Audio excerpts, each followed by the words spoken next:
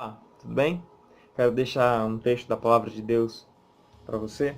Está lá em João, capítulo 14, verso 21, 22 e 23, que diz assim: Aquele que tem os meus mandamentos e os guarda, esse é o que me ama. E quem me ama será amado por meu Pai, e eu também o amarei e me manifestarei a ele.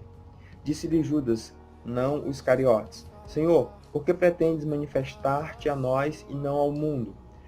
Respondeu-lhe Jesus: Se alguém me amar, guardará a minha palavra, meu Pai o amará, e viremos para ele e nele faremos morada.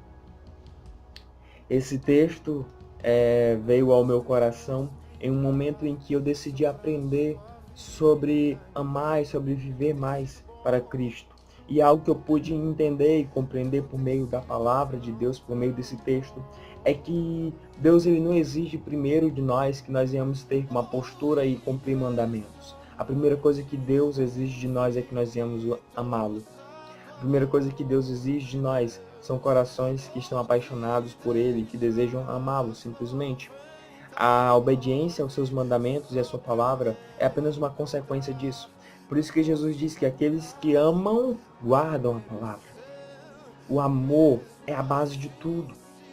Paulo, quando escreve aos Coríntios, no capítulo 13, ele diz, olha, não adianta falar a língua dos anjos, não adianta entregar sua vida por outra pessoa se não tiver amor. Não adianta os dons, as profecias cessarão, o conhecimento passará, mas tem que ter o amor. Paulo conclui esse texto lá em Coríntios 13, dizendo que desses permanece o amor, a fé e a esperança, mas desses o maior é o amor. Jesus ele diz o seguinte para os seus discípulos: vocês serão conhecidos pelos milagres, pela fé, pelos testemunhos, pelas pregações? Não. Jesus diz: vocês serão conhecidos pelo amor que vocês têm uns com os outros. Jesus diz que o maior dos mandamentos é o amor. A salvação que nós adquirimos foi por meio do amor, que Deus amou o mundo de tal maneira que deu seu único filho para morrer por todos aqueles que nele creem. Essa salvação ela veio por meio do amor. Tudo gira em torno do amor. Nós somos salvos por causa do seu amor. Ele nos amou sendo nós ainda pecadores, quando ainda nem conhecemos o seu nome. Então, Deus ele nos convida a ser iguais a Ele, a sermos imitadores dele, a adquirirmos o caráter de Cristo. Que caráter é esse? É o caráter de amor. É que antes de impor algo sobre as nossas vidas, antes de requerer obediência a nós, Deus requer algo muito maior, que nós venhamos amá-lo. E quando nós tentamos abandonar o pecado, a cumprir mandamentos, tentamos fazer uma série de coisas sem antes amar a Deus, nós vamos nos frustrar. Se nós tentarmos ir à igreja e cumprir todas as regras que tem na igreja, cumprir os protocolos, sem antes amar a Deus de todo o nosso coração, nós vamos virar religiosos. E foi isso que aconteceu com os fariseus. Os fariseus eles conheciam a lei, mas não conheciam o amor. E aí Jesus veio para ensinar porque a gente tem que conhecer primeiro o amor, para depois viver a lei, para depois viver a palavra de Deus sobre as nossas vidas. Se nós buscarmos abandonar tudo que nos afasta de Deus, sem antes estar verdadeiramente amando a Ele, nós iremos viver uma vida religiosa. De alguém que fez algo simplesmente porque acha que é certo, alguém que fez algo simplesmente porque acha que deveria fazer. E não é isso que Deus quer para nós. Deus quer que nossos corações estejam ardendo de amor por Ele, como os discípulos de Emaús. Jesus não chega para os discípulos de Emaús.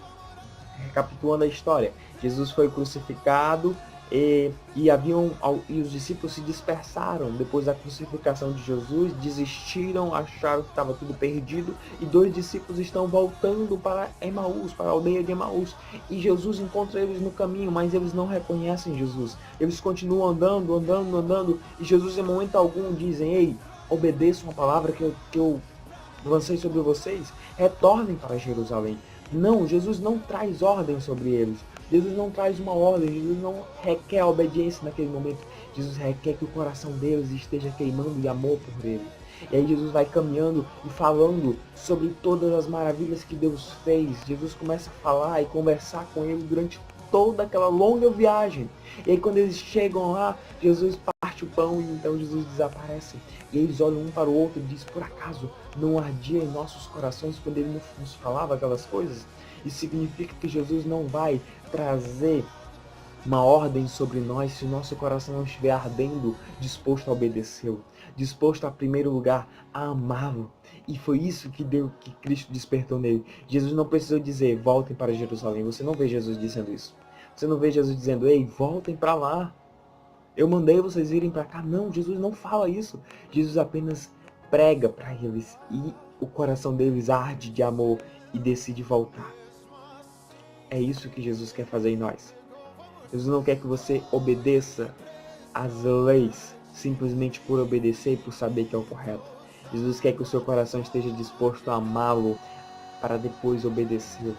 Jesus quer que o seu coração venha arder de amor por ele, para aí sim viver uma vida de obediência sincera na sua presença.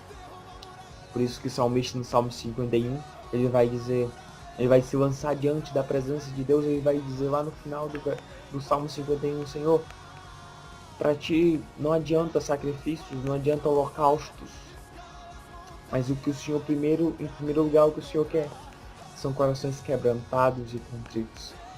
O que Deus primeiro quer não é a sua obediência, mas é o seu coração, é o seu amor por Ele. É isso que Ele quer. Ele não quer simplesmente as suas 2 horas de culto aos domingos. Ele quer todo o seu dia, o seu coração queimando e ardendo de amor por Ele. Que Deus lhe abençoe e que essa palavra edifique a sua vida.